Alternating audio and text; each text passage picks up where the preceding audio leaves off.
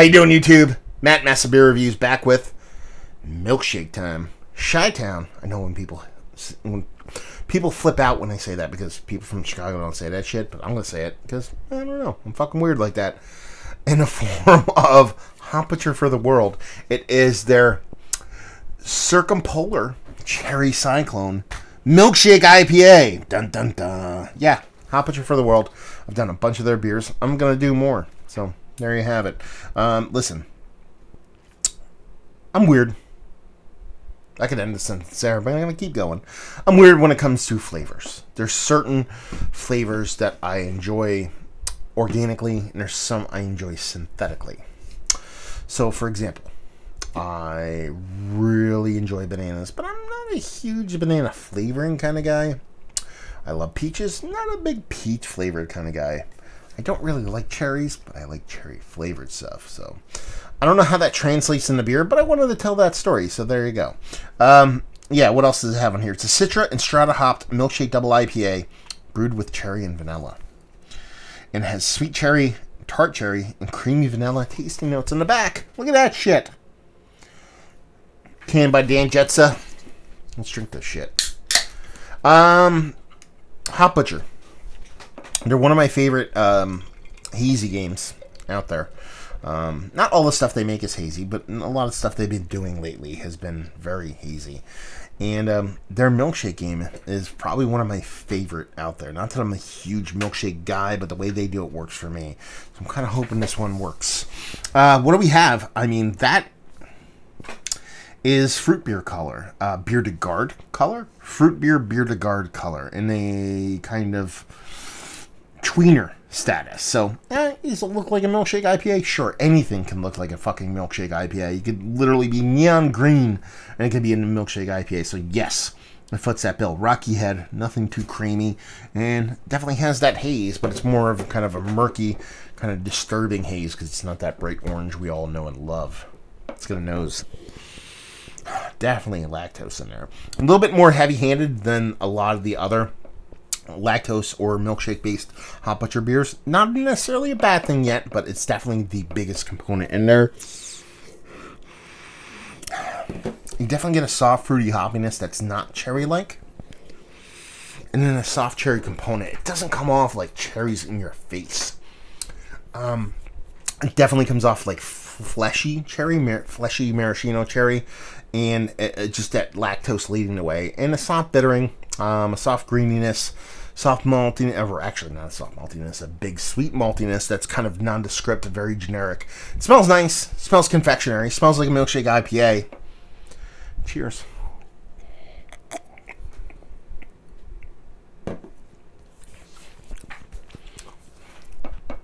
Kind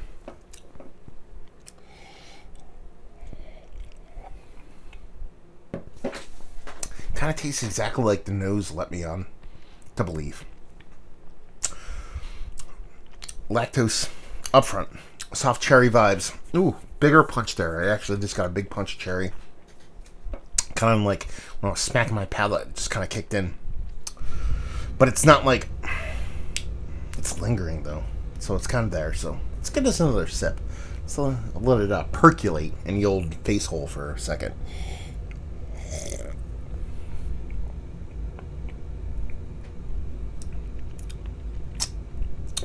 Okay. It's not super impactful. You're talking about an 8%, give or take. Was it 7.5? Right, 7.5. And 8% milkshake IPA. It comes off smaller than that flavor-wise.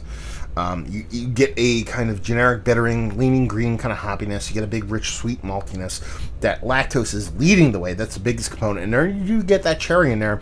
It comes off fleshy. It comes off semi-sweet, even though the beer itself is sweet.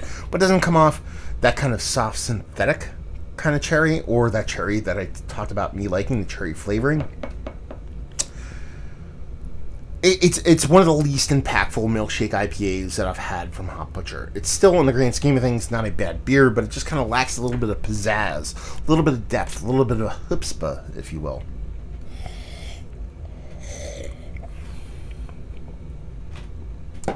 I mean, in the grand scheme of things, it's better than most people's attempts at the Milkshake IPA, but based off of what I've had from them, especially in their kind of blazed orange realm, not the double blazed orange, but that new school, new Imagine blazed orange, that shit was like fucking bonkers crazy good. This is kind of like, okay, Milkshake IPA. And there you go. It's tasty. What's next? That's the kind of vibe I get off it. I wish the cherry... I will never ever fucking say this ever again with beer. I wish the cherry was a little bit more synthetic.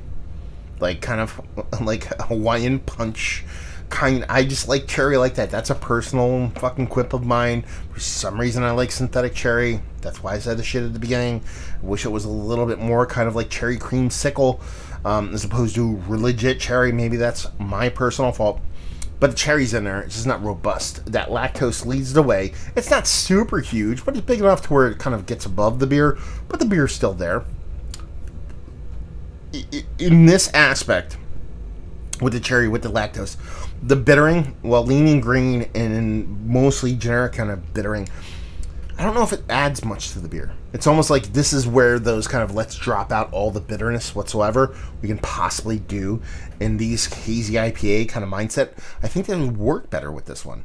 I think the bittering, if smaller but still there, adding a little bit of perceptual balance to it would be a good thing. I think it's a little bit too big for this style of beer. That's just me. It's not bad. I mean, the color, I don't care what a beer really looks like half the time, but it's, you know, it's a little alien, bloody, fleshy, skinny looking. And it just lacks a little bit of oomph, a little bit of impact. But I appreciate the cut, and that's kind of the MO. My kind of personal kind of viewpoint when it comes to Hop Butcher. I dig that they try with the milkshake stuff, the hop stuff, the hop distillate stuff, all the stuff that they do. I'm a big fan of them giving it the old college try. No different than with this. The fact that they gave it a whirl, awesome. Did it land for me? No, it might land for you, but at the same time, it's still not a bad beer. Just lacks a little bit of kind of, I don't know.